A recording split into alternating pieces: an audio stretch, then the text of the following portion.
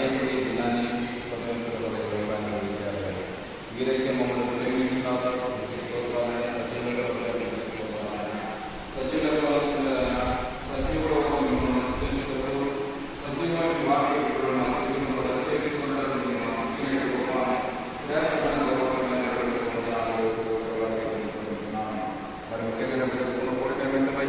ఎందరితో రావాలని ఆసక్తి కలిగి ఉన్నారు. వారికి సకాలం నడిపించండి. జరుగుతున్న కోడికలో పాటల ద్వారా మీరు మహిమ పొందండి. ఈ దాసుల వాక్యం చెప్తుండగా వినగల చెవు గ్రహించి మనసు మాకు అనుగ్రహించండి. దేవా, మీరు మాట్లాడితే వాక్య రక్షణ, విశ్వాస నిరీక్షణ రోజు కాబట్టి అయ్యా మీ వాక్యం ద్వారా మీరు మాతో మాట్లాడి మేము బలపరచమని, రాకడను సిద్ధపరచమని మా ప్రభు మా రక్షకుడైన యేసుక్రీస్తు ప్రభు నామంలోనే ప్రార్థించి ప్రారంభం చేయించున్నాము తండ్రి. ఆమేన్. భాగం ప్రారంభం. యూదా వంశస్థులో గిల్గాలులో యెహోషువ యుద్ధకు రాగా కెనీయుడు యెఫున్నె కుమారుడైన కాలేబు అతనితో ఇలాగున్నట్టు చేశాను. కాదేశు బర్నేయుడు దైవజనుడైన మోషేతో యెహోవాను గురించి నిన్ను గురించి చెప్పిన మాట నీ వెలుగుదువు. దేశమును వేగుచుచుటకు యెహోవా సేవకుడైన మోషే కాదేశు బర్నేయలో నుండి నన్ను పంపినప్పుడు నేను 40 ఏళ్ళ వాడను. ఎవరికి భయపడక నేను చూసినట్టే అతనికి వర్తమానం తెచ్చుకుని నాతో కూడా బయలుదేరి వచ్చిన నా సహోదరుడు జనుల హృదయం కలగలేగా మీరు నా దేవుని యెహోవాను నిండు మనసులో అనుసరించి ఆ దినమున మోసే ప్రమాణం చేసి నీవు నా దేవుడైన యెహోవాను నిండు మనసులో అనుసరించి కనుక నీవు అడుగు పెట్టిన భూమి నిశ్చయంగా నీకును నీ సంతానమునకును ఎల్లప్పుడూ శాస్త్రముగా ఉన్నాడని యెహోవా తాను చెప్పినట్టు యెహోవా మోషేకు ఆ మాట సెలవిచ్చినప్పటి నుండి ఇశ్రాయేలు అరణ్యంలో నడిచిన ఈ 45 ఏళ్ళు ఆయన సజీవంగా కాపాడి ఉన్నాడు. ఇదిగో నేను ఇప్పుడు 85 ఏళ్ళ వీడు వాడను. మోషే నన్ను పంపిన నాడు నాకు ఎంత బలము, నేటి వరకు నాకు అంత బలము. యుద్ధము చేయటం కానీ ఉచ్చుకోవడం కానీ నాకెప్పటి ఎప్పుడు బలమున్నది. ప్రేమించిన మా తండ్రి, మీ నామాన్ని బట్టి మీకు స్తోత్రములు చెల్లిస్తాం. రాకడ దినాలు, అంత్య దినాలు, అపాయకరమైన దినాలలో, ఈ నెల చివరి దినాలలో, ఈ నెలలో బుధవారము చివరి బైబిల్ పఠనం, ఈ విధంగా చేరి నిన్ను స్తుతించుటకు, ఘనపరుచుటకు, మహిమపరుచుటకు మీరిచ్చిన ఈ ధన్యతను బట్టి మీకు స్తోత్రం. యాడికి క్రైస్తవ కూడిక గృహం చేర్చబడిన ప్రతి కుటుంబాన్ని మీరు రెక్కల కింద ఉంచుకొని కాపాడమని అడుగుతాం. కొందరు ప్రభుత్వ శాఖల్లో, ప్రైవేటు సంస్థల్లో రాత్రింబగళ్ళు భిన్న రీతిగా ప్రయాసపడుతుంది. దీవించండి.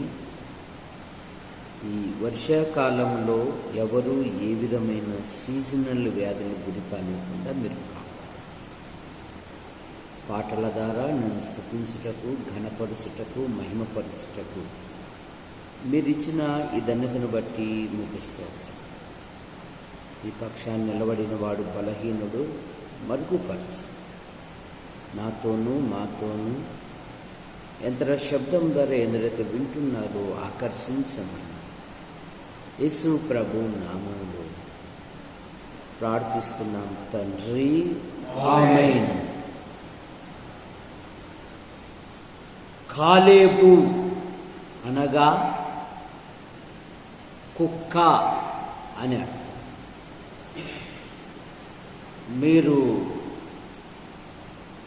పాతకాలములో సిండికేట్ బ్యాంకుకు కుక్క గుర్తు ఉండేది. అలాగే పాతకాలంలో పాటలు పాడే పాత ప్లాస్టిక్ దానిల మీద హెచ్ఎంటి వారు కుక్కకు పెద్ద చెవులు పెట్టేవారు. కుక్క విశ్వాసమునకు గుర్తు. తన యజమానుడి కొరకు ఆయా సమయాలలో మనం వార్తల ద్వారా మనం వింటూ ప్రాణాలు తెగించి తమ యజమానులను కాపాడినట్టుగా మనం చూస్తూ ఉన్నాం. అలాగే కాలేబు అనగా పరాక్రమశాలి అని అర్థం. కాలేబు యూదా గోత్రమునకు చెందినవాడు. సంఖ్యాకాండం 13వ అధ్యాయము 6వ వచనం. సంఖ్యాకాండం 13వ అధ్యాయము యూదా గోత్రమునకు యెఫున్నె కుమారుడైన కాలేబు. యూదా అనగా స్తుతి, దేవుని స్తుతించుట. కాలేబు యూదా గోత్రమునకు చెందినవాడు. దేవుడు వాగ్దాన దేశమునకు ఇశ్రాయేలును నడిపిస్తూ మోషే నాయకత్వములో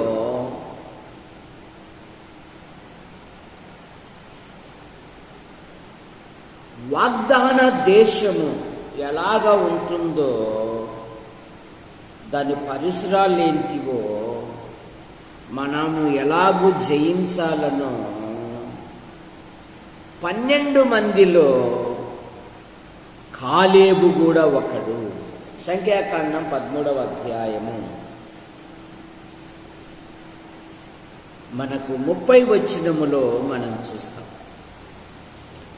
సంఖ్యాకాండం 13:30. కాలేబు మోషేయులతో మనము నిశ్చయముగా వెళ్ళుదము, దానిని స్వాధీనపరుచుకుందుము. దానిని జయించుటకు మనకు శక్తి చాలును. ఆ కాలములోనే 12 మందిలో 2 గుంపులయ్యారు. 10 మంది ఒక గుంపు అయింది. 2 ప్రత్యేకించుకున్నారు. ఈ 12 మంది ఏం చేశారంటే జనుల హృదయమును కరుగజేశారు. అమ్మో, మనం ఆ దేశానికి వెళ్ళలేము, అక్కడ నెఫీలీలు ఉన్నారు, బలవంతులు ఉన్నారు అని జనుల హృదయమును ఏం చేశారంటే వీళ్ళు కరగజేశారు. 33వ వచనం, లేదంటే 32, లేదంటే 31 కూడా. అతనితో కూడా పోయిన ఆ మనుష్యులు, ఆ జనులు మనకంటే బలవంతులు, మనము వారి మీదికి పోజాలమనిది. మరియు వారు తాము సంచరించి చూసిన దేశమును గురించి ఇశ్రాయేలీలతో చెడ్డ సమాచారము చెప్పి, మేము సంచరించి చూసిన దేశము తన నివాసులను భక్షించు దేశము, దానిలో మాకు కనబడిన జనులందరూ ఉన్నత దేహులు, అక్కడ నెఫీలీలను సంబంధులైన ఆనాకు నెఫీలీలను చూసి తిని మా దృష్టికి మేము మిడతల వలె ఉంటిమి, వారి దృష్టికి మేము అట్లే ఉంటిమి. ద్వితీయోపదేశకాండం 1వ అధ్యాయం. ద్వితీయోపదేశకాండం 1వ అధ్యాయం.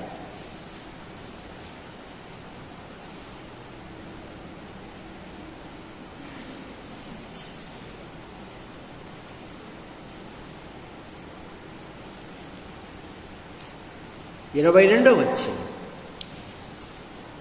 మీరందరూ నా యొద్దకు వచ్చి మనకంటే, 1వ అధ్యాయం 22వ వచనం. ఆ యొద్దకు వచ్చి మనకంటే ముందుగా మనుషులు పంపుదాము. వారు మన కొరకు ఈ దేశమును వేగు చూచి తిరిగి వచ్చి అందులోకి మనం వెళ్ళవలసిన త్రోవను గూర్చి మనము చేరవలసిన పురములను గూర్చి మనకు వర్తమానము చెప్పుదురంటిది.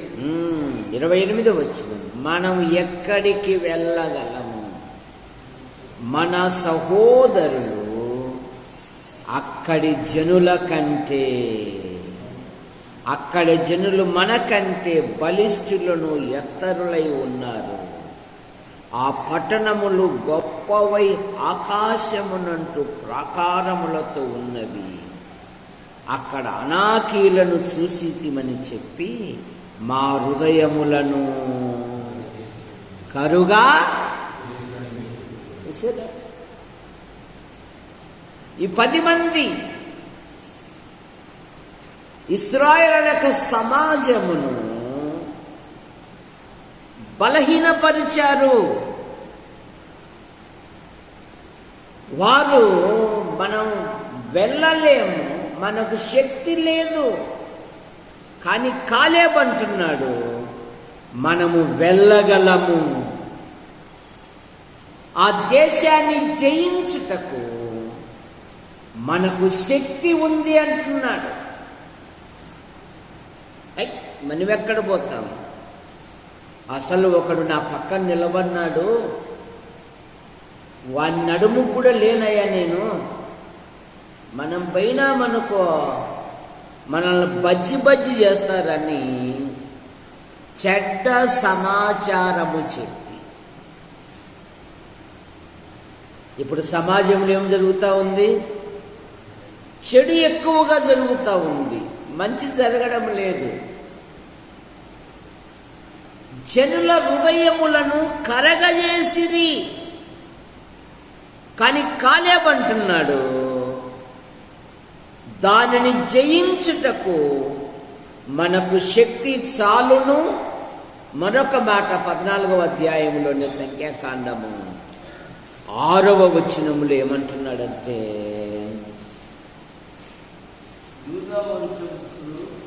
అప్పుడు దేశమును సంచరించి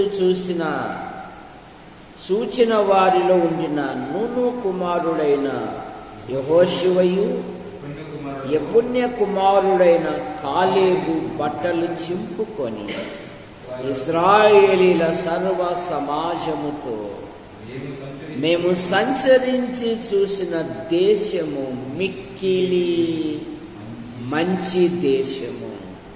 యెహోవా మనయందు ఆనందించిన ఎడల ఆ దేశములో మనలను చేర్చి దానిని మనకిచ్చును. అది పాలు తేనెలు ప్రవహించు దేశం. 10 మందేమో ఆ గొప్ప ప్రాకారములకు భయపడుతూ ఉన్నారు, ఆ ఎత్తరులైన మనుషులకు భయపడుతూ ఉన్నారు. కాలేబేమో దానిని జయించుటకు మనకు శక్తి ఉంది.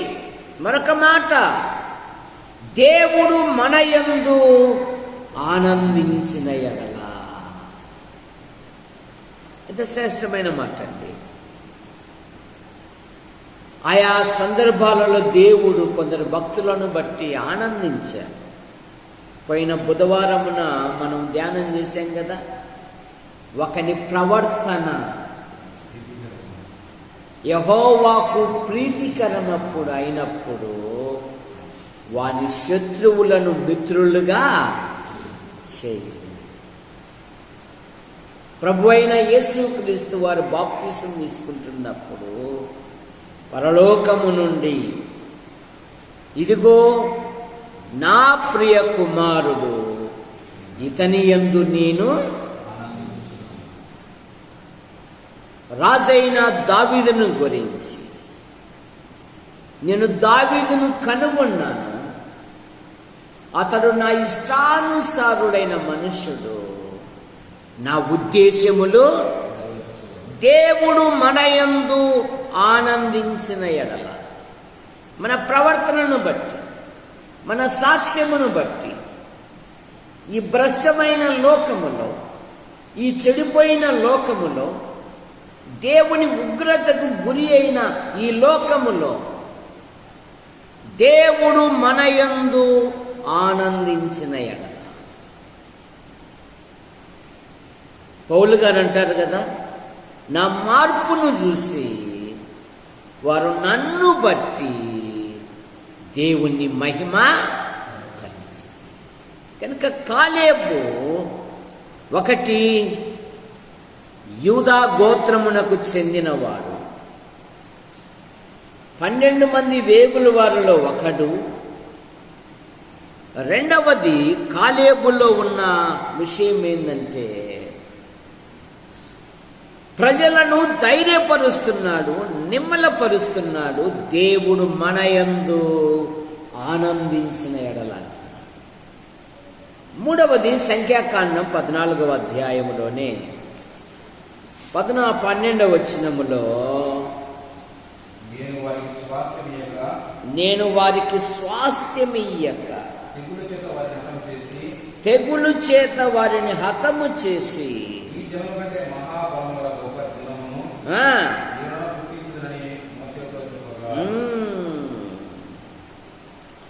ఆ కలవను పుట్టించిన వారు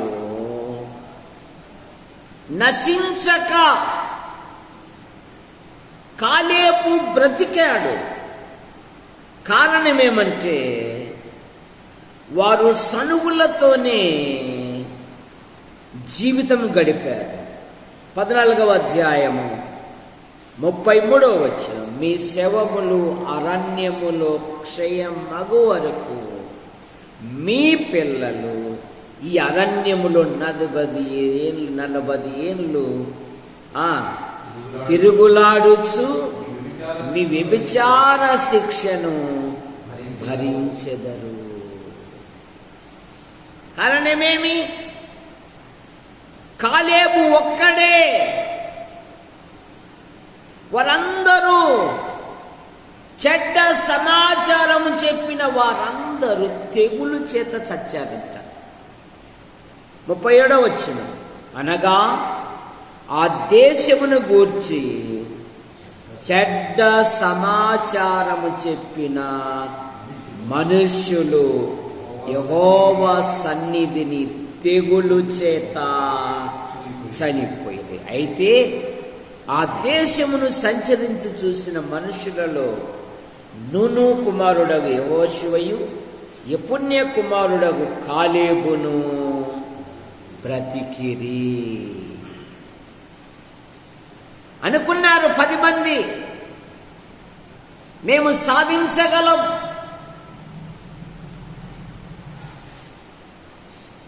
మేము ఏదైనా చేయగలమని అనుకున్నారు.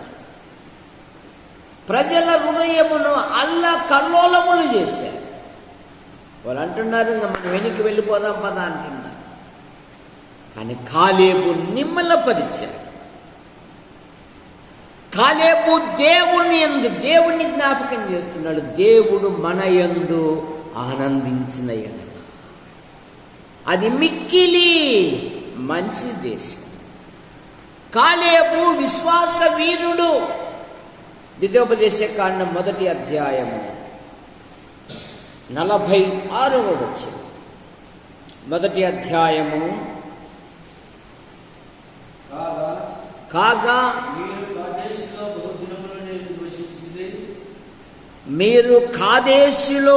39వ వచనం ఆ దినమున మంచి చెడ్డలు ఎరగని మీ కుమారులు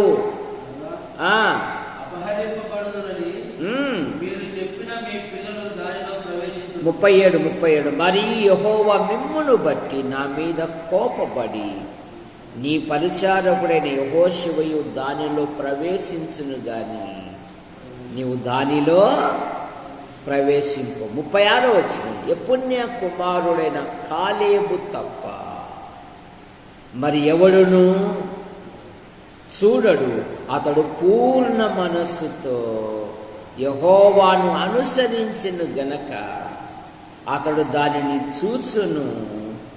అతడు అడుగుపెట్టిన దేశమును అతనికిని అతని సంతానముకిచ్చేదనని దేవుడు ప్రమాణము చేశాను. చూసేదా, ఆ లక్షలాది మంది ఇచ్చిన ప్రభుని జ్ఞాపకం చేసుకోవడం లేదు. కానీ ప్రతి చిన్న సమస్య వస్తే ఏమంటున్నారు? మేము ఐగుప్తునకు వెళ్ళిపోతాం. మాకు ఐగుప్తులో బడాయిజుడు ఎట్లుందో, మాకు ఐగుప్తులో పీకరకాయలు, దోసకాయలు, అసలుకు ఎట్లా పరో రోజు కాంత కొట్టేది గుర్తుకు రాలే వాళ్ళ. సరే, కానీ దేవుడే సాక్ష్యం ఇస్తున్నాడు. పూర్ణ మనస్సుతో, మంచి మనస్సుతో నన్ను వెంబడించు. కాలేబు విశ్వాస వీరుడు. మనం వెళ్ళుదామా? దానిని జయించుటకు మనకు శక్తి చాలు. దేశము గురించి సాక్ష్యం ఇస్తున్నాడు. అది మిక్కిలి మంచి దేశము. కాలేబు విశ్వాసము గలవాడు. 14వ అధ్యాయము 9వ వచనం యెహోషువ గ్రంథములో, యెహోషువ గ్రంథం 14:9లో, ఆ దినమున మోషే ప్రమాణము చేసి, నా దేవుడైన యెహోవాను నేను నిండు మనసుతో అనుసరించి తిని గనుక నీవు అడుగు పెట్టిన భూమి నీకును నీ సంతానమునకు ఎల్లప్పుడూ స్వాస్థ్యముగా. ప్రజల మధ్య కాలేబు దేవుని స్తుతిస్తున్నాడు, దేవుని గణపరుస్తున్నాడు, దేవుని మహిమపరుస్తున్నాడు. 11వ వచనములో, మోషే నన్ను పంపినప్పుడు నాకెంత బలమో నేటి వరకు. మనం రక్షింపబడిన దినాలలో ఒకసారి జ్ఞాపకం చేసుకుందాం. దేవుని పట్ల కానీ, దైవ కార్యాల పట్ల కానీ ఎంత ఆసక్తి ఉండేది కదా. మాకు కూడా కానీ పెళ్ళి కానీ అనేవాళ్ళు. మాకు కూడా కానీ నీ మాదిరి ఎప్పుడు పంపలో దూరుకోము, మాకు కాదా పెళ్ళిళ్ళు అనేవాళ్ళు. పెళ్ళిళ్ళై పిల్లలు పుట్టి వాళ్ళు మెచ్యూరిటీలోకి వచ్చారు, కానీ ఆత్మీయతలు వెనకబడి ఉన్నారు.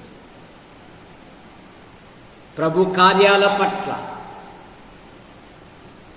కంటే లౌకిక విషయాల మీద ఆసక్తితో ఉంటుంది. సమయము అధికారికైనా సామాన్యునికైనా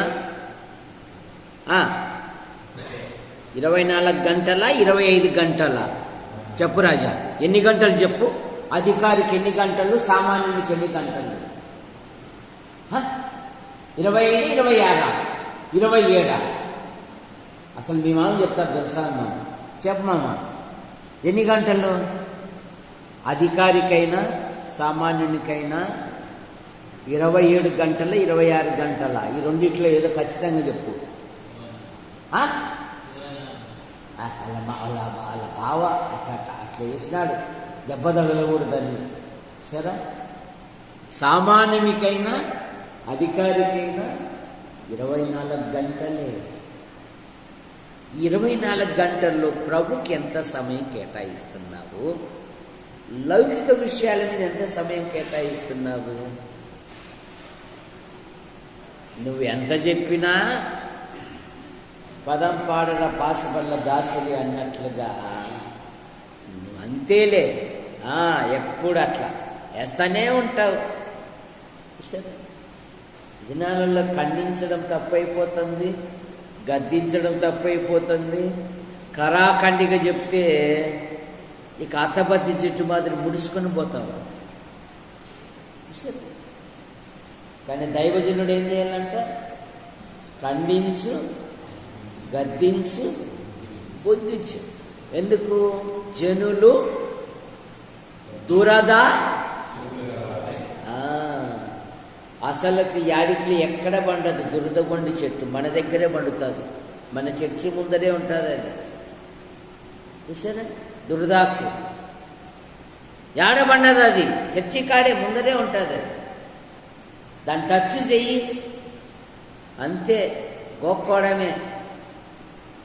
ప్రజలు దురద చెవులు గలవారై సత్యమునకు చెవినివ్వక కల్పన కథలకు తిరుగు కాలము ఈ కాలము.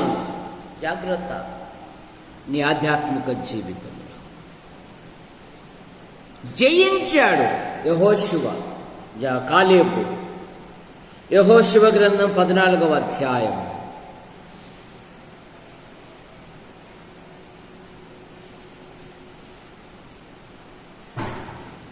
12వ వచనం. దానికంటే బదులు ఇంకొక మాట, యుద్ధము చేయటకు కానీ వచ్చుచూ పోవుటకు కానీ నాకు ఎప్పుడు 40 ఏళ్ళప్పుడు ఎంత బలమో ఇప్పటికీ. కొందరు మంది వేస్తే బలం వస్తుంది. ఏమేస్తే 2 సీసాలు తాగినాడంటే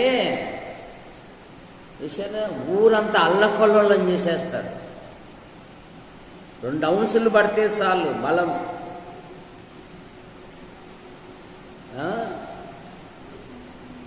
మురిగింది. అందుకని ఆ వీధి వాళ్ళు తట్టుకోలేక ఏం చేస్తారంటే సన్నీళ్ళు పోయిరా, వాడు బోధిడుతున్నాడు. ఏందిరా, ఏం తాగినావురా? బురగలు తాగినావా? నీళ్ళు పోయిరా. అప్పటికేమవుతాడంటాడు? చల్లారిపోతాడు. అప్పుడు నాకెంత బలము, ఇప్పుడు నాకంతే. యుద్ధములు చేయటకు కానీ పర్వతము ఎక్కి దిగుటకు కానీ నాకంతే బలం. నా భక్తి విషయములో నేను రాజీ పడను. యోసేపు అదే కదా, దేవునికి విరోధముగా ఎలాగూ మూట కట్టుకుందునని పారిపోయాడు. ఐగుప్తు సింహాసనముకి సంసోను బలాఢ్యుడే గాని వ్యభిచారానికి చోటు ఇచ్చాడు. ఇప్పుడు అంటున్నది అమ్మగారు, వస్తున్నారు అంటే ఏమంటున్నాడు? నేను ఎప్పటి వల్లే విరాజిమ్ముదును అంటున్నాడు. ఉంటేనా బలము? అతనిలో నుండి బలము ఇంక అరవడము తప్ప చేసినది ఏముండదు. ఊరికి అరవడమే. క్రియలు ఏమైనా ఉన్నాయంటే ఏమి లేవు, ఊరికి అరవడమే. ఎలాగో సాక్ష్యం లేని బ్రతుకు. కాలేబంటున్నాడు, నాకప్పుడు ఎంత బలము, ఇప్పుడు నాకంతే బలం. ఇప్పుడు అనాకీయులను జయించాడు. 14వ అధ్యాయం యెహోషువ గ్రంథం 12వ వచనం. కాబట్టి ఆ దినమున ఈ కొండ ప్రదేశము అనాకీలను గొప్ప పట్టణములను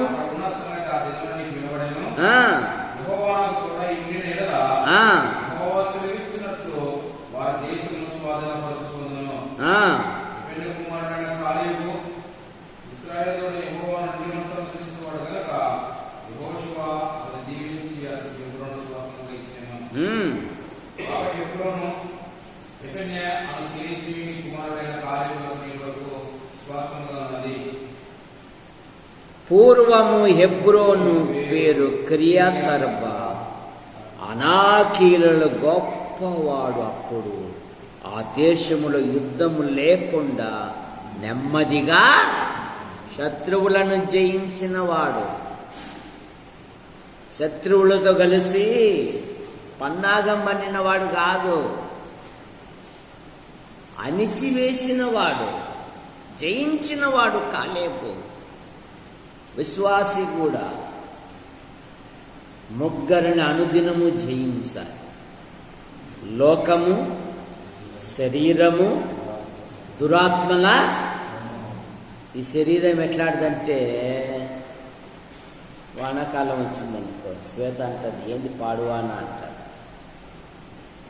అదే అదే చలికాలం అనుకో, ఏంది చలికాలం అంటారు. ఎండ వచ్చిందనుకో, ఏంది ఎండాకాలం. శరీరాన్ని జయించలేదు. అందుకనే పౌలు గారు అన్నారు, దేవుని కంటే సుఖానుభవము. మోషే అలా కాదు, లోకమును త్వజించాడు. ప్రార్థన చేశాడు. ప్రేమించిన మా తండ్రి, మీ నామాను బట్టి మీకు స్తోత్రములు. యాడికి క్రైస్తవ కూడిక గృహం చేర్చబడిన ప్రతి కుటుంబాన్ని మీ రెక్కల కింద ఉంచుకొని కాపాడు. ఈ నెల చివరి దినాలు నడిపించారు, మీకు స్తోత్రం. మరో నూతన మాసం ఎదుట నూతన స్థలాలు, ప్రదేశాలు, ప్రాంతాలలో మీ కుమారుని ప్రకటించుటకు మీకు పునరుద్ధరించి తెప్పలి విజయ్ కుమార్ గారు, చరణ్ కొంత బలహీనతలతో బాధపడుతూ కనికరించండి, మీరు ముట్టి స్వస్థపరచండి. గుంటూరు, కర్నూలు, నంద్యాల, యాడికి, కొండూరు, కోనచెరు సంఘాలను బలపరచండి. మా యాడికి మండలం నుండి ఉపాధి కొరకు, విద్య కొరకు, ఉన్నతమైన చదువు కొరకు వెలుపల ఉన్న ప్రతి కుటుంబాన్ని, ప్రతి యవనస్తుని, ప్రతి యవనస్తురాలు మీ రెక్కల కింద ఉంచుకొని కాపాడండి. మా యాడికి మండలంలో ఉంటున్న ఆసుపత్రి, MRO, MDO, panchayat, police station, మా మండల నాయకులను, అధికారులను మీరు ఆశీర్వదించండి. మా తాడపత్రి నియోజకవర్గం నాయకులను, అధికారులను దీవించండి. మా తెలుగు రాష్ట్రాల ముఖ్యమంత్రులను, గవర్నర్లను మీరు దీవించండి. మా దేశంలో వివిధ రాష్ట్రాల మంత్రులను కూడా మీరు దీవించండి. మా దేశ ప్రధాని గారిని, రాష్ట్రపతి గారిని మీరు ఆశీర్వదించండి. దేశ సరిహద్దులున్న సైనిక పటాలమును మీరు దీవించండి. కన్నీటితో విత్తువాడు సంతోషంతో పనులు పోయినట్లుగా ఆయా రకాలుగా పంటలు వేసిన వారిని ఆశీర్వదించండి. వచ్చే నెలలో పాలు పరీక్షలు ఉన్నాయి, మంచి ఫలితాలతో పాస్ అవునట్లుగా మీకు పని దాయిచ్చి దారాకి చేరుకుంటున్నాం. ప్రతి బలహీనత మీరు ముట్టి స్వస్థపరచండి. యూట్యూబ్ ద్వారా వీక్షిస్తున్న ప్రతి ఒక్కరిని దీవించండి. సంఘము దినదినము క్షమాభివృద్ధి నొందుటకు మీకు కూడా దాయిచ్చి సండే స్కూల్ బృందాన్ని, టీచర్ కుటుంబాన్ని కూడా దీవించండి. మా కొరకు ప్రార్థిస్తూ, మా అవసరాలు తీరుస్తూ మమ్మల్ని ప్రోత్సహిస్తున్న ప్రతి ఒక్కరిని దీవించండి. రాత్రి మహిమ పొందండి. బిషప్ డ్యూటీలో ఉన్నాడు, క్షేమంగా నడిపించండి. ఇలాగ అన్ని విషయాలలో ఆది అంతం అధ్యక్షత వహించి మీరు మహిమ పొందండి. ఎంత శబ్దం ధర ఎందరైతే వింటున్నారో ఆకర్షించండి. సమస్త ప్రజలు రక్షించబడినట్లుగా మీకు పునరుద్ధరించి యేసు ప్రభువా ఆశీర్వదించు హస్తాలకు అప్పచెప్పుకుంటూ యేసు ప్రభు నామములో ప్రార్థిస్తూ బయలుదేరుతున్నాము తండ్రి. ఆమేన్. అందరికి వందనాలు.